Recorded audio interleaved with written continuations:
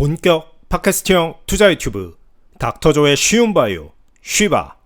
오늘은 D&D 파마텍 DD01 특집입니다.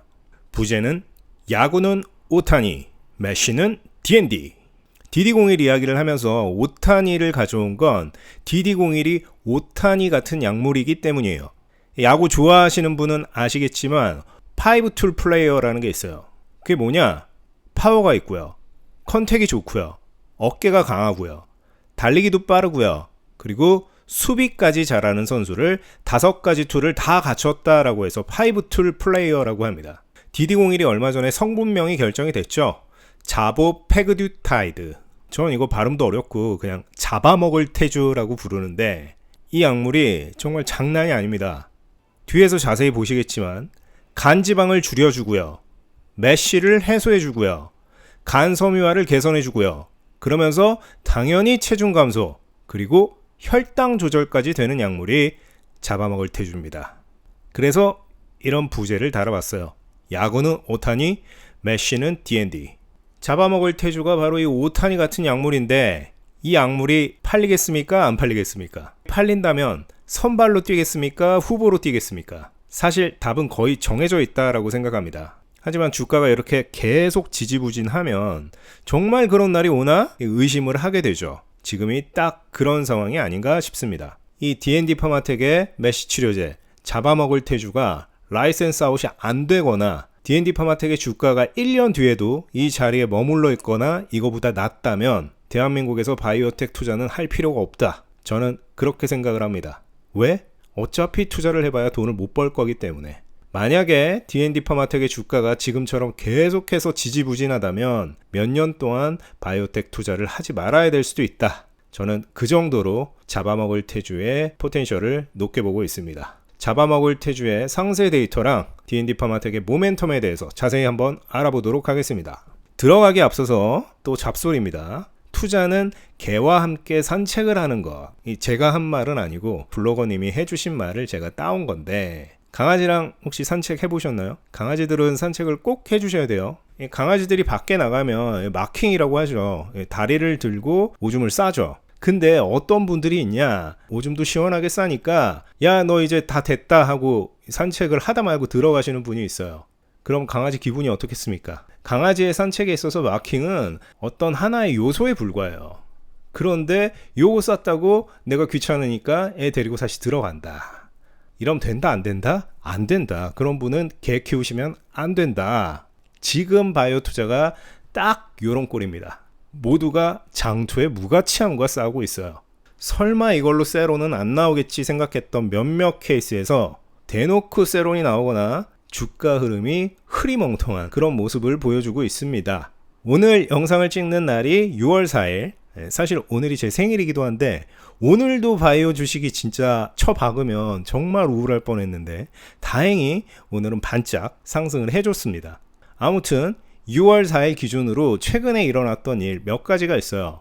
우선 한미약품이 일라이릴리의 라이센스 아웃에 성공했습니다. 단장 증후군 SBS라는 질병이 있습니다. 이 뭐냐면 소장의 길이가 선천적으로 혹은 후천적으로 정상보다 굉장히 짧아진 상태예요. 한 50% 정도 잘려나가서 영양장애 같은 게 나타나는 질병이 단장 증후군입니다. 그런데 여기에 듣는 치료제 소네페글루타이드의 기술 이전을 이뤄냈어요. 이 뒤에 타이드 붙었으니까 뭐죠?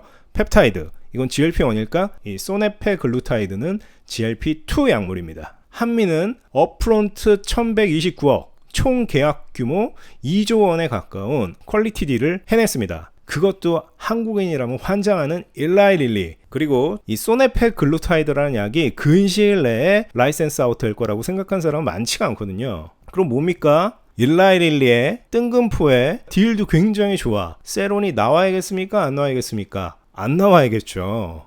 근데 이런 교집합에도 불구하고 이 한미약품 딜이 나온 날 상한가를 못 갔어요. 제 기억에 한 10% 조금 더 올랐던 것 같은데 그 다음날도 주가 흐름을 이어가지 못하고 비리비리한 그런 상태입니다. 그리고 두 번째, 올릭스에서 로레알의 전략펀드 볼드를 포함한 3자 배정에 성공했어요. 당시 주가로 한 10% 정도 할인이 된 가격이었고 1108억, 꽤 큰 금액이죠.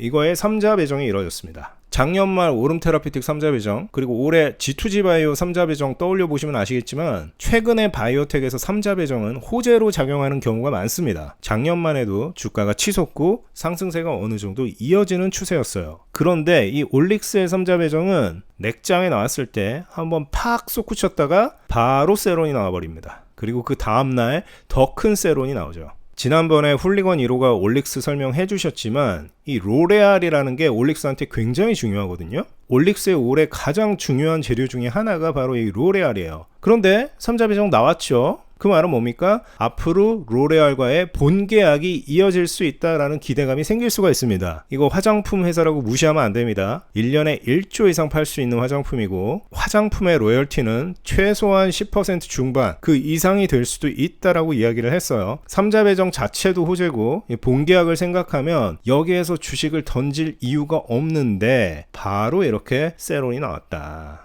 그리고 D&D 파마텍 DD01 48주 톱라인 데이터가 나왔는데 P값 무서워서 물량 정리한 게 조금 민망할 정도로 너무너무 좋은 서프라이즈 데이터가 나왔어요. 진짜 압도적이라고 표현해도 부족하지가 않다. 근데 또 세론이 나왔죠.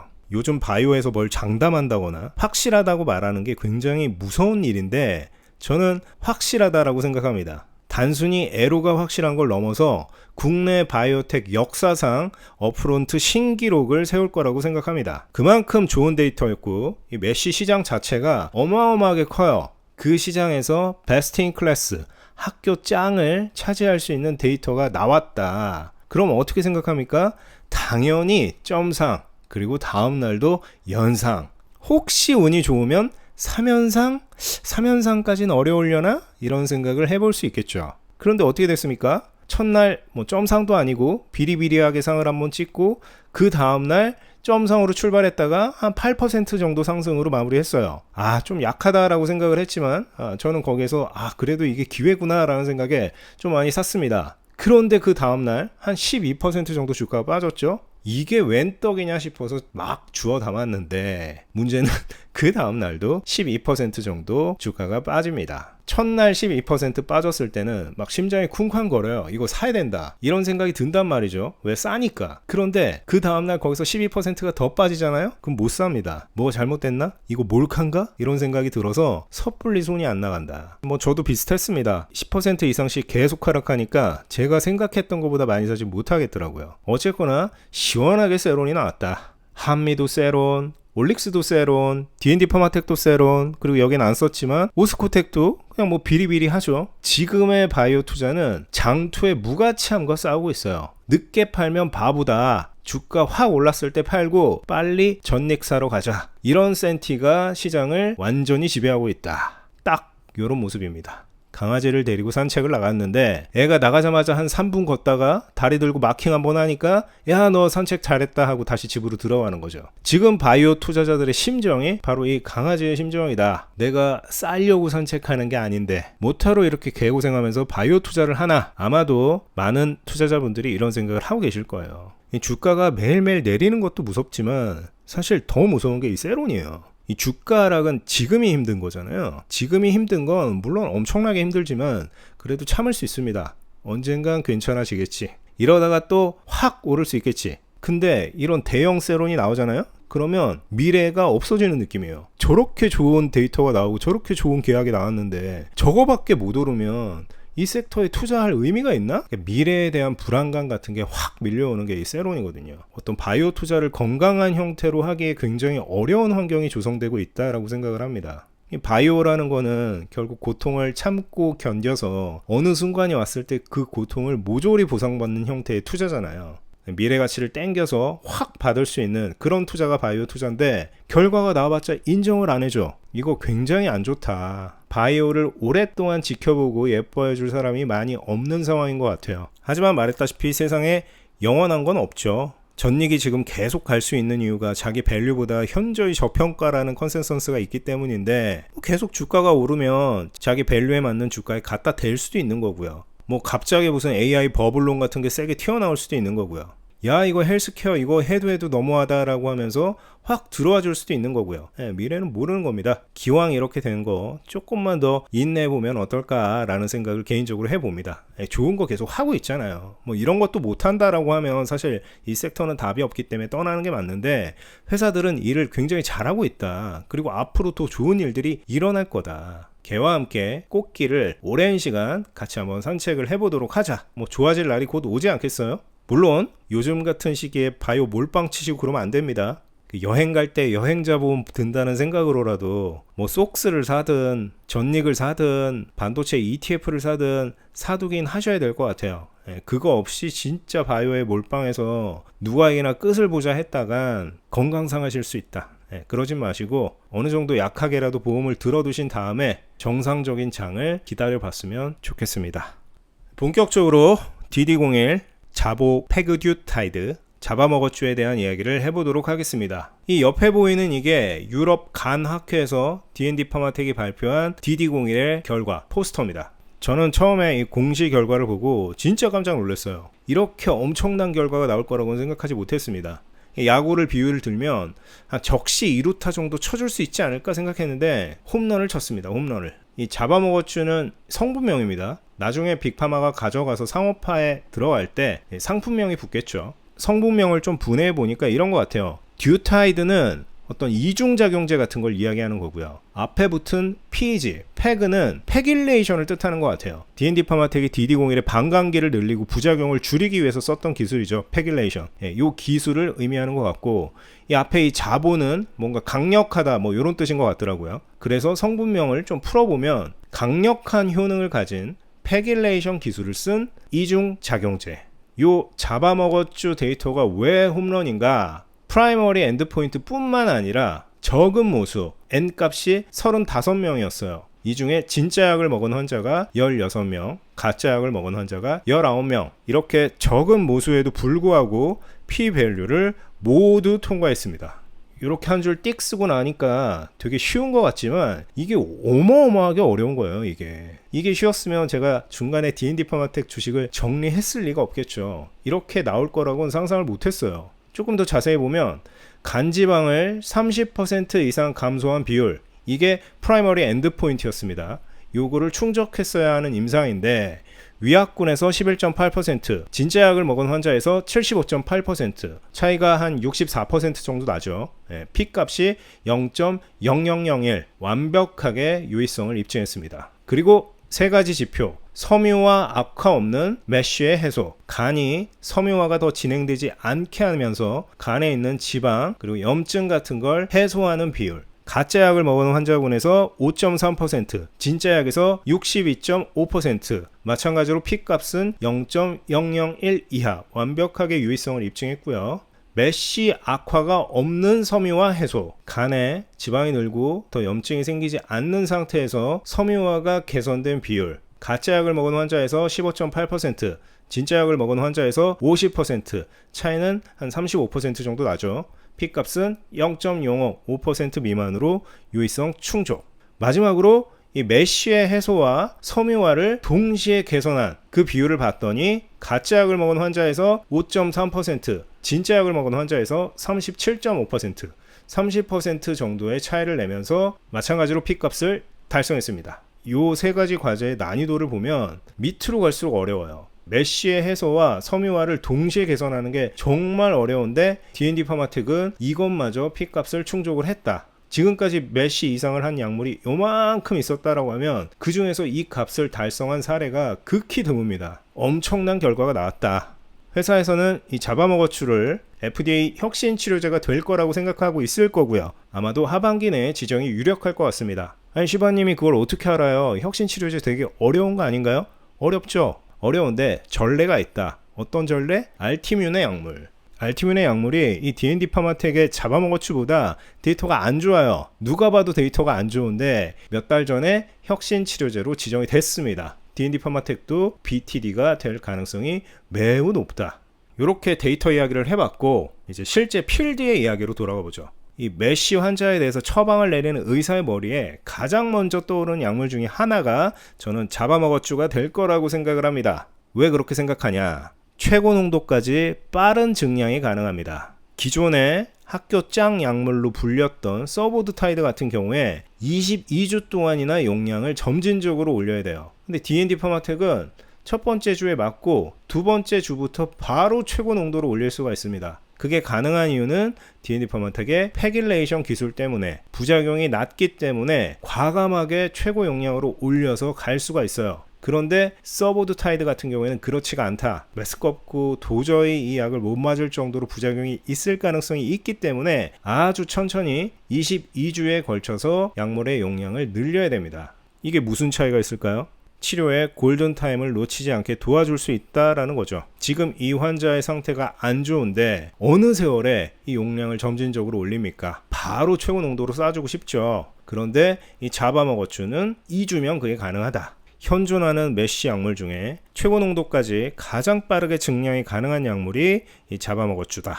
두 번째, 말했다시피 이 패길레이션 기술 때문에 낮은 위장관계 부작용을 보입니다. 속이 너무 안 좋아서 더 이상 임상을 못하겠다, 지지친 환자, 자바먹어주는 8%, 서보드타이드는 16%였습니다. 2배 차이가 나죠. 서보드타이드도 부작용이 굉장히 낮은 편인데도 불구하고 2배나 부작용이 낮다. 마지막으로 자바먹어주는 체중 당연히 빠지고 혈당 개선까지 한 번에 이루어질 수 있다. 메쉬 환자 같은 경우에는 비만인 환자도 꽤 있고요. 당뇨를 같이 앓고 있는 환자도 있습니다. 그런 환자에게 아주 딱 맞는 약물이 바로 이 자바먹어주다. 그래서 제가 앞에서 5탄이라고 얘기한 거예요. 파워도 좋고 공도 잘 맞추고 수비도 잘하고 어깨도 좋고 달리기도 빠르네. 이 약물 의사가 처방하겠습니까? 안 하겠습니까? 하겠죠. 할 겁니다. 효과는 빠르고 부작용은 적은데 동반 효과도 훌륭해. 안 쓸 이유가 없다. 메쉬 치료제 시장이 경쟁이 치열한 건 맞지만 높은 마켓시어를 예상할 수 있다. 많이 팔릴 거다. 그래서 자바먹어주가 홈런이라는 겁니다. 이건 2루타가 아니야.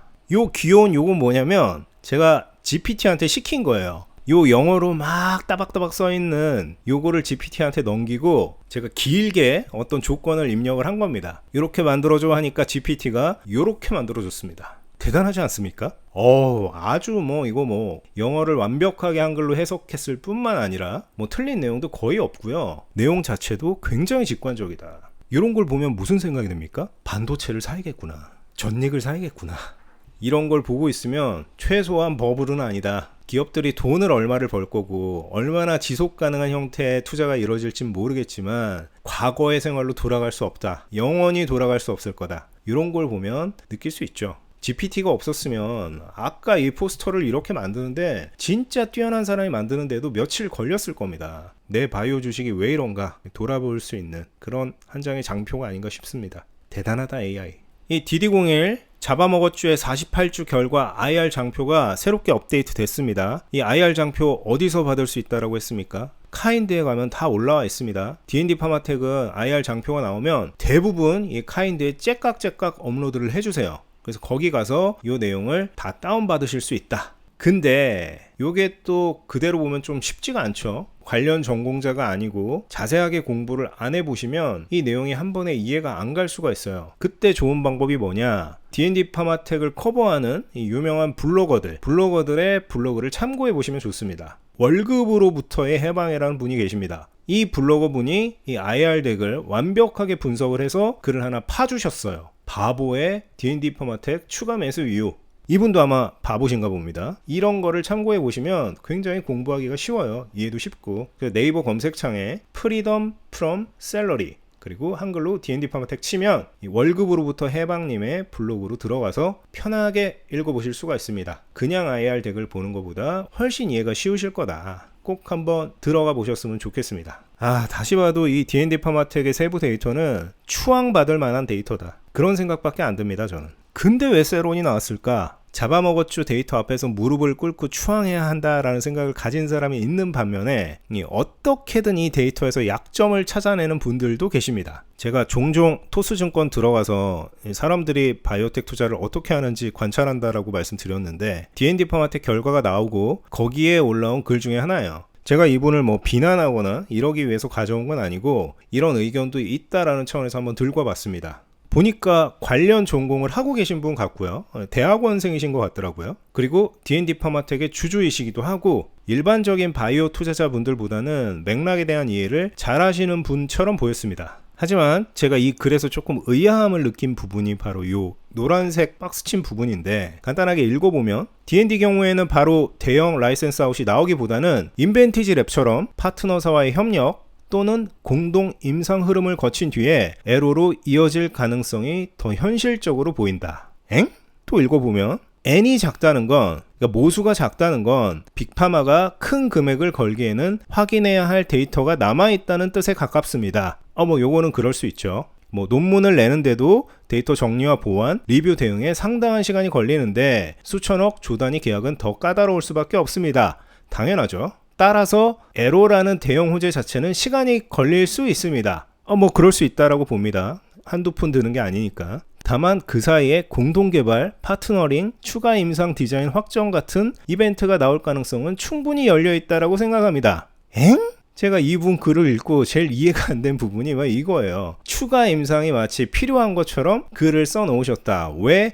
모수가 적기 때문에. 진짜 그럴까요? 이런 추앙할 만한 데이터, 말도 안 되는 데이터를 D&D 파마텍이 갖고 왔는데 N값이 적다는 이유만으로 정말 인벤티지 랩처럼 공동개발, 파트너링, 추가 EB 임상 같은 게 필요할까? 저는 그럴 리는 없다라고 생각합니다. 만약에 D&D 파마텍 잡아먹었주가 공동개발이나 파트너링 그리고 EB 임상 같은 거를 추가적으로 수행하게 된다면 라이센스 아웃을 이대로는 못해서 추가 임상을 자체적으로 진행하게 된다. 그런 날이 온다면 저는 앞으로 바이오 투자를 하지 않겠습니다. 이유는 할 자격이 없다. 추앙할 만한 데이터다 이렇게 얘기해놓고 공동개발 EB 임상 같은 걸 들어가면 무슨 바이오 투자를 합니까? 돈을 잃을 게 뻔한데 차라리 지금부터 반도체를 열심히 공부를 해서 쉬반을 하는 게 맞다. 진심으로 저는 이 데이터를 가지고 에로를 못한다는 건 있을 수 없고, 만약에 그런 일이 벌어지면 바이오 투자를 하지 않고 닥터조의 쉬운 바이오 채널도 닫도록 하겠습니다. 주가가 13% 빠지고 8만원대 갔다고 틀린 얘기가 맞는 게 될 수는 없어요. 왜 그런지 제 생각을 한번 말해보면, 이 글에서 나오지 않았지만 이런 말씀을 하시는 분도 있어요. PP 방식의 톱라인 도출을 한 게 데이터 마사지다. 회사에서 좋은 데이터를 내기 위해서 가공을 거쳤기 때문에 빅파마 입장에서 매력적으로 받아들이지 않을 거고 주가도 많이 올라가기 어려울 거다라는 의견입니다. PP 방식, 낯설 수 있는데 이게 뭐냐면 프로토콜을 모두 준수한 환자, 임상 계획을 제대로 따른 환자만 분석을 한 거예요. 우리 12주 데이터 나왔을 때 기억하시는지 모르겠지만 올이 있고 컴플리터가 있다라고 했잖아요. 올로 계산을 하면 훨씬 더 데이터가 안 좋게 나옵니다. 중간에 부작용 또는 개인 사정에 의해서 그만둔 환자까지 실패로 잡히기 때문에.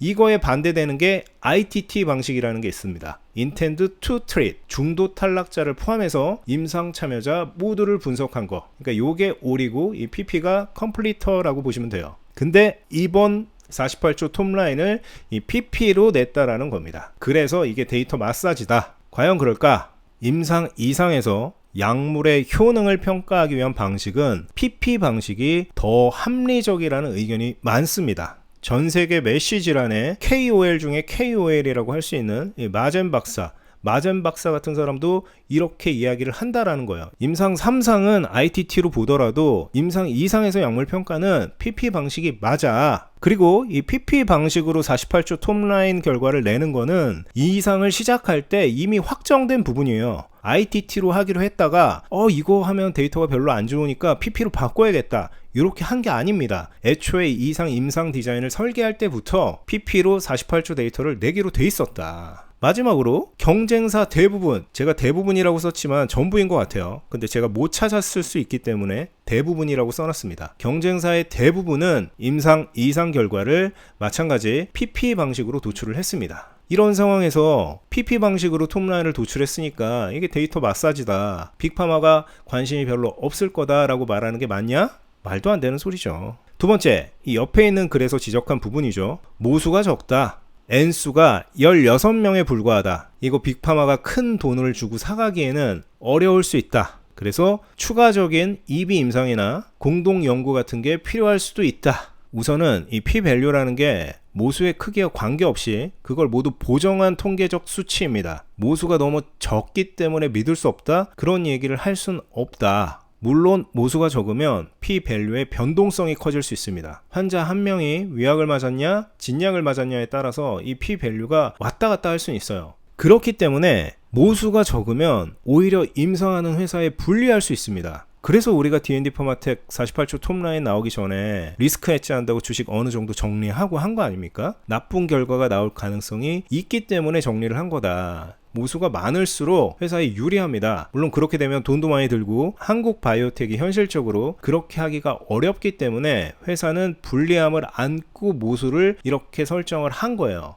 아니 슈바님, 그래도 어쨌거나 P값이 변동성이 클 수 있는 건 사실이잖아요. 빅파마가 뭐 바보입니까? 빅파마가 이 P값 안에 들어왔다고 사가냐? 그렇지 않다. P값은 P값이고 세부 데이터를 정말 이잡듯이 봅니다. 단순히 P값이 유의성을 충족하냐 안 하느냐를 보는 게 아니고요. 포스터나 IR 장표에 나와 있지 않은 엄청난 데이터를 종합적으로 판단해서 의사결정을 하게 됩니다.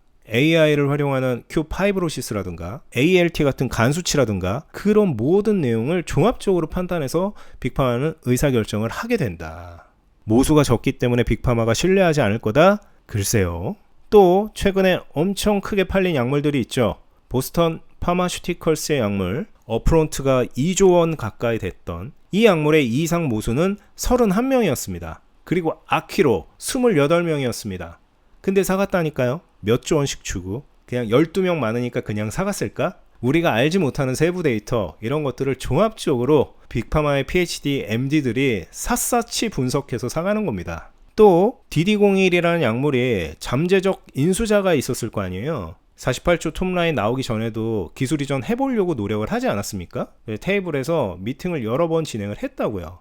회사의 말에 의하면 잠재적 인수자 누구도 모수가 적다 이거에 대한 우려를 가진 사람은 없었다라는 겁니다. 조직학적인 데이터 진짜 섬유화를 개선했는지 그 데이터를 보고 싶어 했을 뿐이지 야 너네 N수가 너무 적어서 우리는 조금 우려가 된다, 이걸로는 라이센스 인을 하기가 부담스럽다, 이런 얘기를 한 사람이 없다라는 거예요.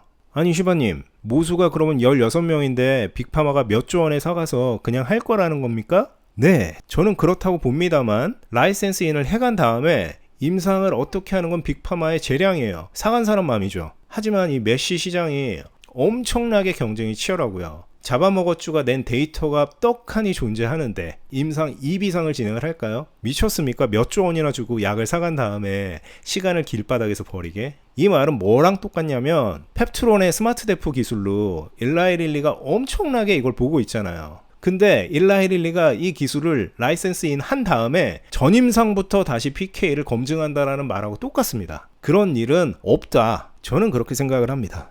마지막으로 그렇게나 확실한 데이터라면 바로 에로나 파트너링 이야기가 나왔어야 했는데 그렇지 않았기 때문에 주가가 빠진 거다, 이런 또 말씀을 하시는 분들이 있어요.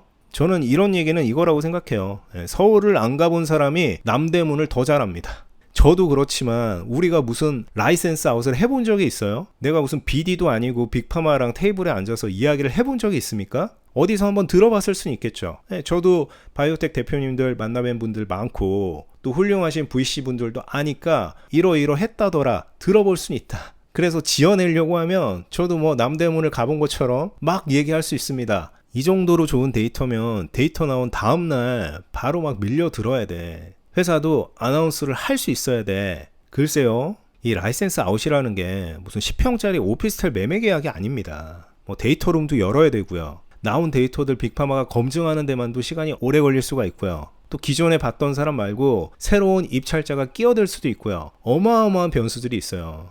희망의 참 말은 아무나 할 수 있습니다. 말을 누가 못합니까? 중요한 거는 결과예요, 결과. 말로는 뭐 일라이 릴리 할아버지한테 라이센스 아웃 할 수 있죠. 저는 이런 데이터가 나온 마당에 이런 언플이 뭐 그렇게 중요한가, 이런 이야기가 안 나왔다라고 해서 뭐 라이센스 아웃이 1년 뒤에 나온다거나 뭐 이렇게 생각하진 않습니다. 아마도 올해 안에 라이센스 아웃이 나오지 않을까, 저는 그렇게 생각을 하고 한 4쿼터 정도가 되면 어느 정도 윤곽이 정해질 거다라고 생각을 하고 있습니다.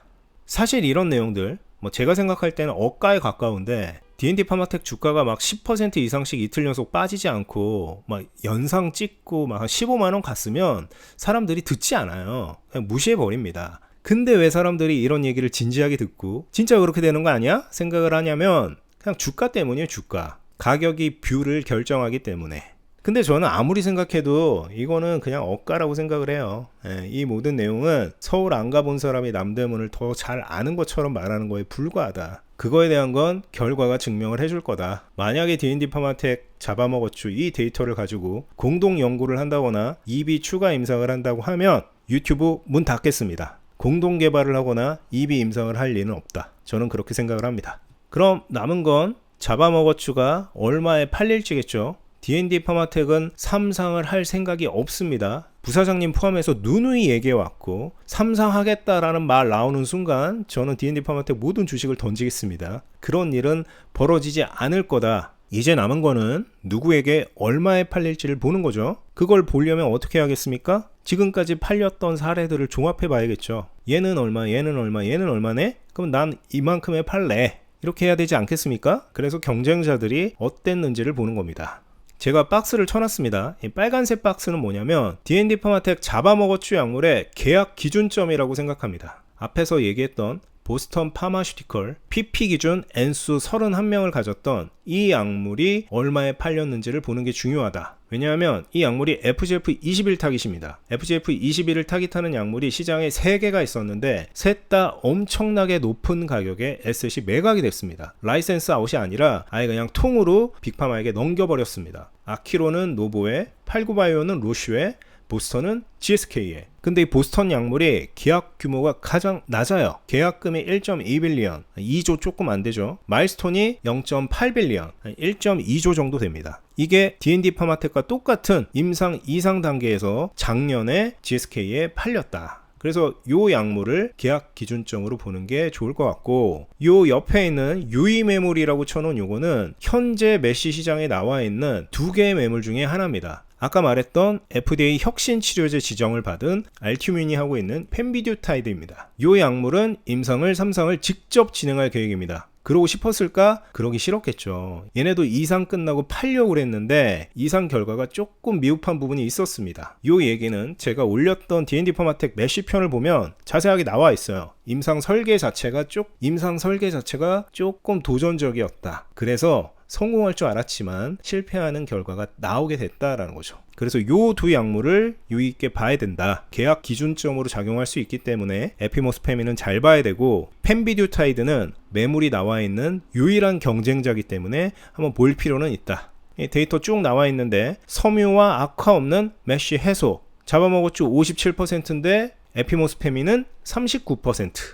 경쟁 약물 중에 가장 높다. 그리고 메쉬의 악화가 없는 섬유화 개선, 조금 더 난이도가 높은 요거 같은 경우엔 잡아먹었죠가 34%, 에피모스페민은 24%, 동일한 기전인 펜비듀타이드는 6%에 불과하다. 그런데 FGF21을 타깃으로 하는 이 세 약물은 다 팔렸습니다. all sold out이에요. 시장에 없어요. 요거는 생각을 안 해도 돼. 그냥 요 정도 가격표로 팔렸다라는 것만 보면 됩니다. 아니 슈바님, 서브두타이드 있잖아요. 잡아먹었죠 나오기 전까지 학교 짱이라던 이 서브두타이드 어떻게 해요? 서브두타이드는 베링거 인게라임 거예요. 질랜드 파마라는 곳에서 베링거 인게라임이 사왔습니다. 그래서 나포세일입니다. 파는 약이 아니에요. 이 약은 3상 결과 나왔을 때 D&D 파마텍과 어느 정도 비교를 해볼 수 있는 그런 약물로서의 의미가 있지, 시장에서 팔리는데 경쟁자로 작용하거나 그런 약물이 아닙니다. 베링거 인게라임이 빅파마인데 이 약을 왜 팔겠습니까? 요것도 볼 필요가 별로 없다. 감히 예언하건대 저는 잡아먹었주가 대한민국 바이오텍 업프론트의 신기록을 갈아치울 거라고 생각합니다. 뭐 나중에 다른 약물이 또 갈아치울 수 있겠지만 바라건대 올해 그 신기록이 바뀔 거라고 생각하고 있습니다. 얼마에 팔릴지 감도 안 온다. 말했다시피 저는 BD 일을 해본 적도 없고 빅파마랑 얘기를 해본 적도 없어요. 그래서 여기서부터는 저의 소설입니다. 근데 제가 그런 일을 해본 적은 없지만 이 협상이라는 건 언제나 일맥상통하는 부분이 있습니다. 협상은 결국에 힘이 센 사람이 원하는 대로 진행이 되게 돼 있어요. 내가 을이면 협상을 하기 굉장히 어려울 거고요. 내가 갑이면 반대로 이것저것 요구를 할 수도 있을 거다. 야구 좋아하시는 분들 아시겠지만 이 오타니 쇼헤이가 바로 메이저리그 간 게 아니라 일본에서 뛰다 왔잖아요. 이 니혼엔 파이터즈라는 곳에서 뛰다 왔습니다. 이 니혼엔 파이터즈가 못하는 팀은 아닌데 그렇다고 엄청난 명문팀은 아니에요. 요미우리나 한신이나 뭐 소프트뱅크나 이런 팀이 명문인데 이 니혼엔 파이터즈는 그런 팀은 아니다. 근데 이 니혼엔 파이터즈가 미국으로 가려고 하는 오타니를 잡아냅니다. 어떻게 잡았냐? 오타니를 설득하기 위해서 30장에 이르는 PPT 자료를 작성해서 오타니에게 전달을 한 거예요. 네가 왜 바로 미국에 가지 않고 일본에 남았다가 가야 되는지, 그랬을 때 너한테 좋은 게 뭔지, 우리가 너를 위해서 뭘 해줄 수 있는지 그런 것들이 다 적혀 있었다. 이 7순을 앞둔 단장과 선배 야구 선수의 간곡한 부탁에 만남의 자리가 성사됐고, 요때 요 PPT 자료를 받고 아마 PT를 한번 들었겠죠? 듣고 생각이 바뀌었다. 그래서 오타니가 일본에서 뛰다가 이도류를 어느 정도 완성하고 미국으로 가게 된 겁니다. 저는 D&D 파마텍의 잡아먹었쥬 협상 테이블이 이런 형태가 되지 않을까라고 생각합니다.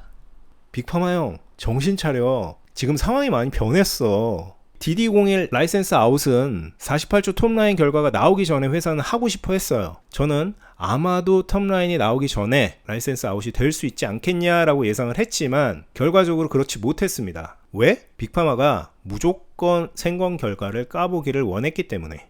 근데 지금은 상황이 많이 변했다. 톱라인을 수령했잖아. 추앙할 만한 데이터가 나왔잖아. 그러면 회사의 입장도 변하겠죠. 저는 회사가 아마도 이렇게 생각할 것 같은데 D&D 파마텍 입장에서는 이번 잡아먹었쥬 약물이 첫 번째 빅파마양 직접 계약입니다. 슈바님 화이자 있잖아요. 화이자는 뉴코인 메세라한테 넘어간 다음에 그게 인수된 거고 한번 쿠션을 먹은 거죠. 그런데 이번에는 처음으로 직접 빅파마한테 기술 이전을 맺는 계약이다. 잘해보려고 하겠죠. 이를 갈고 있습니다. 그래서 대리인으로 JP모건 같은 애도 돈 많이 주고 데리고 온 거예요. 근데 데이터를 까봤더니 어마어마하게 나왔네. 인크레틴 계열 최고의 임상 결과에 걸맞는 계약 조건이 필요하겠지? 그러면 어떤 계약 조건이 나올까? 보스턴, 89바이오, 아키로, 어프론트 2조, 3조 이렇게 받을 수 있을까?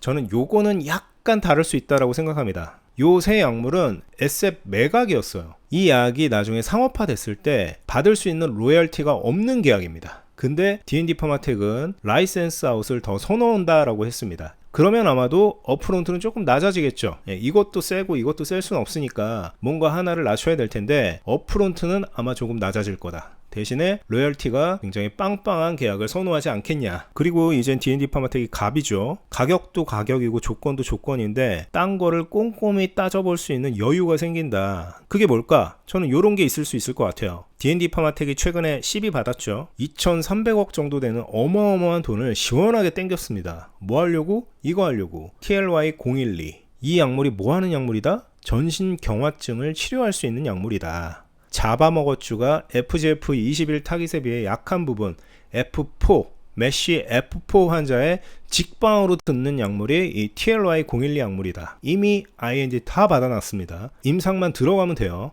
이것도 D&D 파마텍이 일상 하고 나서 라이센스 아웃 할 수 있습니다. 근데 딱 보면 요거랑 잡아먹었쥬랑 같이 있으면 엄청 시너지가 날 것 같잖아요. 잡아먹었쥬는 F1부터 F2, F3에 최적화되어 있는 약물이고 이 TLY012는 F4의 직방이야. 같이 들고 있으면 좋잖아. D&D 파마텍 입장에서도 요거랑 요거를 같이 사주면 사실 제일 좋아요. 그러면 넌지시 한번 얘기를 해볼 수도 있지 않을까?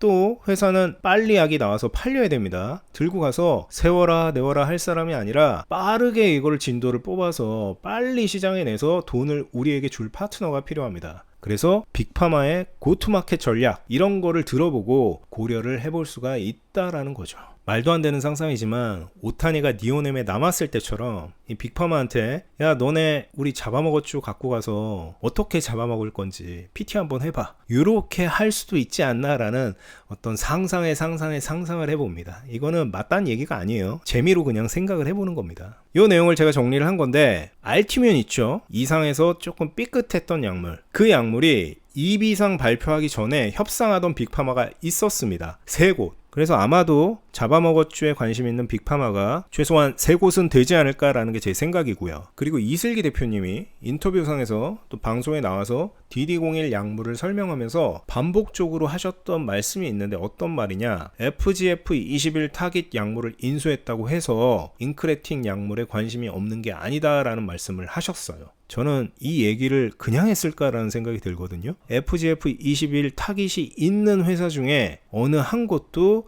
잡아먹었주를 잡아가려고 하는 상태가 아닌가, 그런 생각을 한번 해보고요. 앞으로 과정은 어떻게 진행이 될까? 잡아먹었주의 상세 세부 데이터를 쫙 모아서 빅파마에게 열어볼 수 있게 코드와 함께 아마 전달을 하게 될 겁니다. 그 이후에 빅파마의 MD, PhD 다 달라붙어서 이 약이 정말 사올 만한 약이 맞는지, 사온다면 얼마에 사는 게 맞는지, 이런 거를 본격적으로 분석을 할 거고요. 그렇기 때문에 지금 당장 에로를 어디랑 할 것 같고 어떻게 될 것 같고 그런 얘기를 할 수가 없는 겁니다. 이제 맞선 볼 장소랑 시간 정했는데 뭐 결혼 언제 하냐 그런 얘기를 어떻게 얘기를 합니까? 그 사람이 어떤 사람일 줄 알고.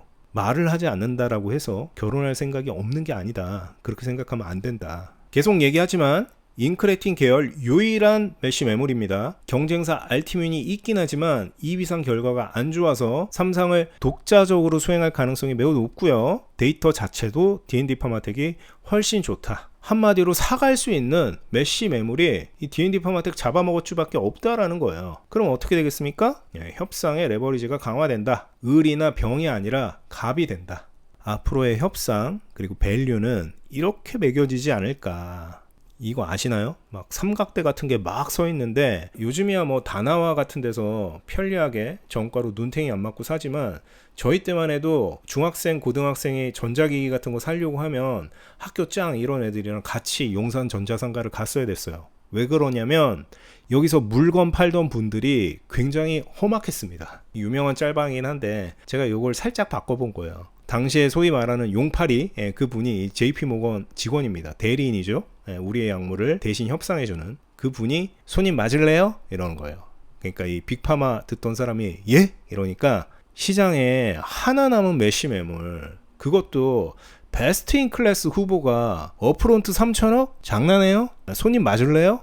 재미로 보는 잡아먹었죠. 라이센스 아웃 규모입니다. 저는 이 정도 규모가 되지 않을까라고 생각을 하는데, 전제 1, 에셋 매각이 아니라고 했습니다. 라이센스 아웃이다. 전제 2, 전임상이 아니죠. 2상 후에 라이센스 아웃하는 겁니다. 에셋 매각은 로열티가 없죠. 오름 615일, BMS한테 넘어간 오름 615일이 전형적인 에셋 매각입니다. 성공하면 그냥 BMS가 다 먹는 겁니다. 대신에 업프론트가 굉장히 비쌌고요. 마일스톤을 2번에 나눠서 받게 돼 있다. 우리는 그걸 기다리고 있죠. 그런데 D&D 파마텍은 에셋 매각이 아니라 라이센스 아웃을 할 겁니다. 매각할 때에 비해서 업프론트는 상대적으로 낮을 수 있어요. 하지만 로열티율이 굉장히 중요하다. 이 약물은 상업화될 가능성이 매우 높은 약물이에요. 이 정도 이상 데이터를 갖고 있으면 3상도 될 확률이 매우 높습니다. 그 말은 돈이 들어올 약물이다. 로열티가 당연히 중요하다라는 거죠. 또 이 약은 2상을 맞췄죠. 뭐 전임상, 1상 끝난 약 아닙니다. 3상 딱 하나 남았어요. 2비상 같은 거 할 리 없다. 불확실성이 줄어들었고 속도가 매우 빠른 약물입니다. 당연히 비싸게 사갈 수 있을 거고요. 이를 통해서 제가 생각한 계약 규모입니다. 와, 손님 진짜 운 좋으시다. 이게 마지막 메쉬 매물이야. 잘해드릴게. 물론 이렇게 두타나 밀리올의 직원처럼 쌈마이스럽게 얘기하진 않을 겁니다. 뭐 프로답게 잘 얘기하겠죠. 하지만 이건 다 소설이니까. 업프론트 7천억에 로열티 15%. 오케이? 손님 매너가 너무 좋아서 내가 오늘 손해보려고. 대신에 꼭 1등 약물 만들어 주셔야 되는데, 그래야 우리가 나중에 돈을 벌지. 내가 이렇게 업프론트도 7천억까지 후려쳐줬는데 어때요? 자신 있으시면 손님한테 한번 드려볼게. 저는 이 정도 규모가 아닐까라고 생각을 합니다. 보신각 종치기 전에 공시를 볼 것 같은데 진짜 이렇게 되는지, 여기에서 얼마나 차이가 나는지 그때 가서 다시 한번 특집 영상 만들어 보도록 하겠습니다. 마지막 장표입니다. 언젠가 결국은 거기에 닿을 것이다. 이런 좋은 데이터가 나왔음에도 불구하고 현재 시총이 4조가 안 합니다. 전고점 대비 많이 흘러내린 상태고요. 외국인 지분율도 한 7.5%밖에 안 돼요. D&D 파마텍 오르는 거 홀랑 팔고 전닉 사러 간 분들이 있을 거고요. 그리고 재수없게 투자 경고에 걸린 것도 있습니다. 6월 12일까지 D&D 퍼마텍이 투자 경고예요. 저도 여러분한테 물어봤지만 이렇게 되면 기관 투자자 입장에서 D&D 퍼마텍 주식을 사기가 굉장히 부담스럽다라고 해요. 근데 이게 6월 12일 날 풀립니다. 어떤 조건에서 종가가 107,500원 이하면 탈출이에요. 개인적으로 굉장히 짜친 숫자라고 봅니다. 107,500원이 뭡니까? 저는 12만원에도 추매를 했는데. 그래서 개인적인 바람이라면 투경 딱지 그냥 붙이고 제주 반도체 그런 것처럼 그냥 쭉쭉 그냥 계속 갔으면 좋겠는데, 요즘 바이오장이 너무 안 좋다 보니까 잘 모르겠습니다. 6월 12일 날 얼마의 가격에서 투자 경고를 뗄지 그런 걸 한번 봐야 될 것 같은데, 그걸 보기 전에 마지막으로 D&D 퍼마텍의 일정들, 다가오는 이벤트들 한번 정리를 해보도록 하겠습니다. 이걸 정리하는 이유는 하나예요. 팔지 마시라고. DD01 잡아먹었죠. 연내 빅파마 라이센스 아웃이 유력하다라고 봅니다. 확정적이라고 쓰고 싶지만 세상 일은 모르기 때문에 유력하다라고 본다. 그리고 FDA 혁신 치료제, 저는 이거 지정 확실하다라고 생각합니다. 잡아먹었주보다 못했던 알티윈의 약물이 받았던 거기 때문에 D&D 퍼마텍이 못 받을 리가 없다. 그리고 요거는 생각보다 근시일 내에 받을 수도 있을 것 같다. 왜냐하면 이 FDA 혁신 치료제라는 게 서류가 접수되고 나서 최대 60일 이내에 결과가 나오게 되어 있습니다. 그래서 회사에서 문서를 접수했다라고 알려주신 다음에 아무리 길어도 2달이면 이 결과가 나온다. 이 혁신 치료제가 될 가능성이 높다라는 거죠. 이것도 큰 재료죠. 한국에 FDA 혁신 치료제 받은 약물 몇 개 없습니다. 이게 라이센스 아웃 전에 나올 거다. 빠르면 8월, 9월이 될 수도 있겠죠. 그거를 기대해 볼 수 있을 것 같고요. 두 번째, TLY012. 그렇게 큰 돈 2,300억을 왜 땡겼냐? 이것 때문에 땡겼다라고 해도 과언이 아니다. 연내에 글로벌 임상 1상에 진입할 걸로 기대하고 있습니다. 이거 나오면 FGF21 니들 다 죽었어. 딱 기다리고 있어. 세 번째, 맷8755. 요거는 지금 화이자로 넘어갔기 때문에 코드가 바뀌었을 텐데 뒤에 5가 붙었으니까 경구제고요. 875번은 GLP-1과 GIP 이중작용제. 신라면에 계란을 푼 게 이중작용제인데 그거를 오랄링크라는 기술을 써서 흡수율을 높여서 경구용 제제로 만든 게 875번. 이 약은 아마도 연내 화이자에서 임상 1상에 진입할 것으로 생각이 되고요. 내년에 중간 데이터 발표를 기대하고 있습니다. 이 외에도 몇 가지 약물이 화이자 임상을 들어갈 수 있는데 다들 아시다시피 요 화이자 요 분들이 굉장히 뭔가 의문스러워. 뭘 하는지 모르게 뒤에서 막 뭘 하고 있어요. 그래서 혹시 D&D 퍼마텍 경구제 버려진 건가 라고 생각을 했는데 그렇진 않죠. 875 외에도 몇 가지 임상이 진행될 수 있고 그거의 중간 데이터가 내년에 발표될 수도 있다. 이 데이터가 좋게 나오면 이것 또한 엄청난 주가의 릴레이팅을 가져올 수 있겠죠. 또 NLY02라는 에셋이 있습니다. 퍼스트 바이오와 D&D 퍼마텍이 공동으로 갖고 있는 에셋인데 연내에 빅파마 라이센스 아웃이 현재 유력한 상태입니다. 여러분들이 회사 측에 물어보고 공개된 자료에 의하면 한 군데 빅파마가 굉장히 오랫동안 이 약을 계속 보고 있고 실사 단계를 넘어서 계속 진행 중이라고 하고 계시죠. 아마 그 빅파마가 NLY02 약물을 라이센스 아웃 해가지 않을까. 물론 이 에로라는 건 항상 변수가 있기 때문에 안 될 수도 있습니다. 안 될 수도 있지만 이 퍼스트 바이오도 이게 있어야 성장을 하는데 유리하기 때문에 사활을 걸고 이 협상에 임할 거다라고 생각을 합니다. 그래서 잘 되지 않을까 그런 희망을 가져보고요. 또 NLY02가 있으면 01도 있죠.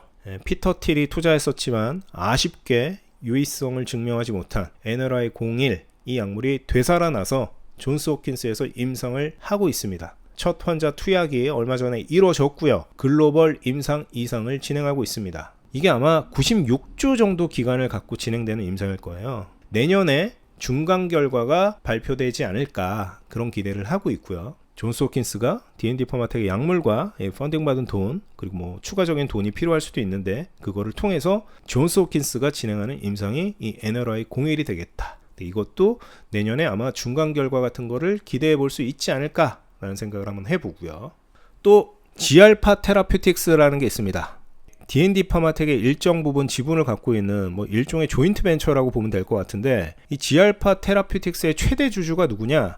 오비메드라는 회사입니다. 오비메드. 오비맥주 말고요. 오비메드라는 데가 있어. 그게 뭐냐면 전 세계에서 헬스케어에 투자하는 VC 중에 가장 운용 자금이 큰 그런 회사가 아마 오비메드일 겁니다. 옛날에 메세라 매각할 때 기억하실지 모르겠지만 아치라는 회사가 그 안에 있었죠. 그 회사도 굉장히 큰 회사였는데 이 오비메드라는 회사가 더 큰 회사입니다. 지알파 테라피틱스의 최대 주주가 오비메드라는 회사고 D&D 파마텍도 10% 넘는 지분을 갖고 있다. 이 오비메드라는 회사가 무슨 맥주 만들려고 이거 갖고 있겠습니까?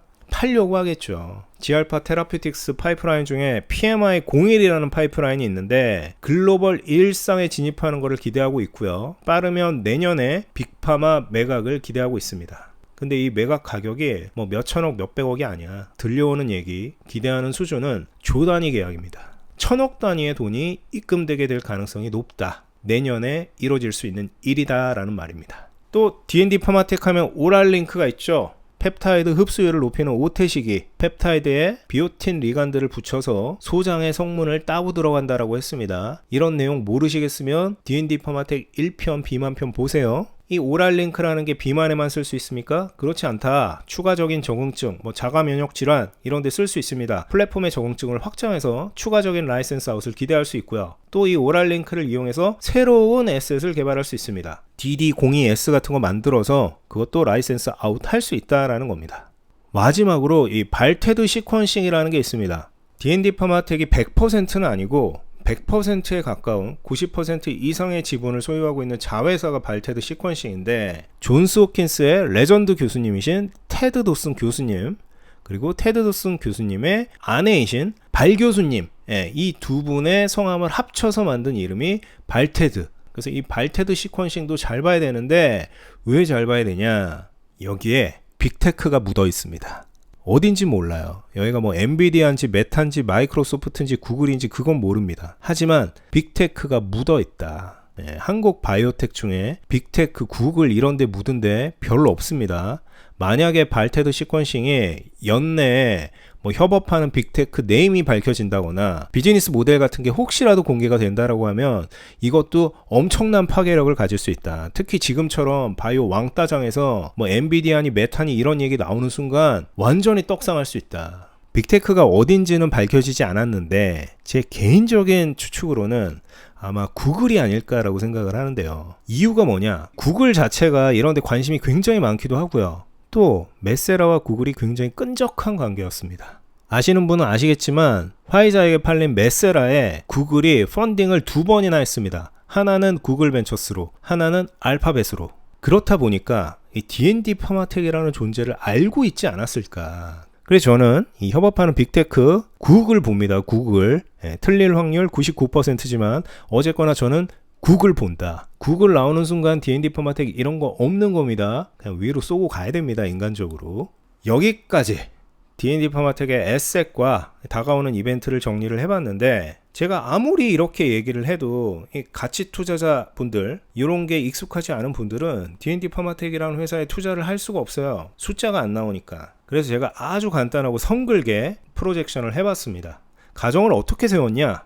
2030년에 글로벌 메시 치료제 시장의 규모를 약 45조 원으로 봤습니다. 2030년을 기준으로 삼은 건 라이센스 아웃을 하고 사간 빅파마의 신약이 출시되는 시점이 아마 이쯤 될 거예요.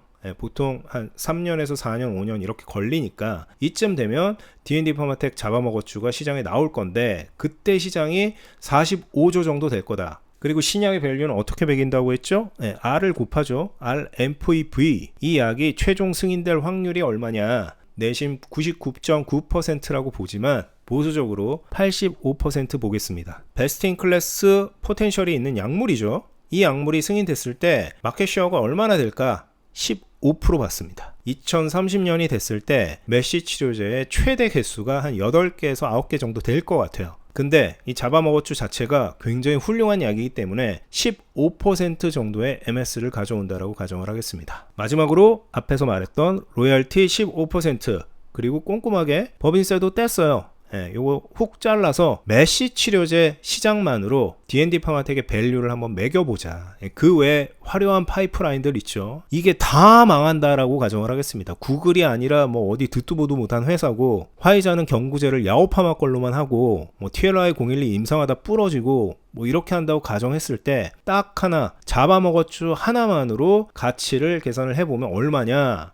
0.85를 앞에 곱하겠습니다. 왜? 승인 확률이 85%이기 때문에. 메쉬 시장 45조, 마켓쉐어 15%, 0.15 곱하겠습니다. 로열티 15% 가정, 또 0.15 곱합니다. 그리고 법인세 떼야 되니까 아까워 죽겠지만 0.8을 딱 곱하겠습니다. 요거를 다 곱했더니 얼마가 나오냐? 0.68조 원이 나옵니다. D&D 파마텍은 잡아먹었죠 하나로 6,800억 원을 매년 벌어들일 수 있다. 그럼 여기에 PER 20 깔끔하게 딱 때리면 얼마냐? 약 13.6조 원. 이게 2030년 D&D 파마텍의 적정 밸류에이션이 될 수 있다라고 생각합니다. 야, 무슨 프로젝션이 이렇게 허접하냐라고 하실 수 있지만, 바이오텍이라는 게 사실 어쩔 수가 없어요. 이 뭐 MS라든가 뭐 승인 확률 이런 거는 사람마다 때리기 나름입니다. 하지만 마찬가지로 이 뒤에 있는 이거 다 망한다고 툭 때렸잖아요. 그러니까 이거 퉁 치자. 퉁 치고 한번 밸류를 때려 보니까 13.6조 정도가 제가 생각할 때 볼 수 있는 밸류에이션이다. 근데 지금 얼마냐? 4조가 안 한다. 3배 이상의 업사이드가 있다라는 거고요. 바이오텍 아시죠? 미래 가치를 땡겨 옵니다. 2030년에 13.6조 되지 않아요. 그 전에 13.6조보다 더 크게 올라갈 수도 있고요. 멀어 보이지만 4년밖에 안 남았습니다. 그 안에 D&D 파마텍은 최소한 3배 이상 밸류업을 할 거라고 저는 생각하고 있습니다. 언젠가 결국은 거기에 닿을 것이다.